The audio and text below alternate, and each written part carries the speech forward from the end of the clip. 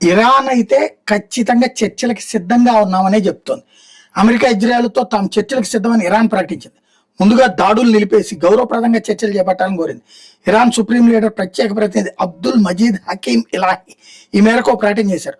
మేము యుద్ధాన్ని నిలిపేయడానికి సిద్ధంగా ఉన్నాం, చర్చలకు సిద్ధంగా ఉన్నాం. అయితే ముందస్తుగా ఇరాన్కి బలవంతపు షరతులు విధించకుండా గౌరవప్రదంగా చర్చలు జరగాలి. ఎందుకంటే మేము మా హక్కుల కోసం మాత్రమే పోరాడుతున్నాం.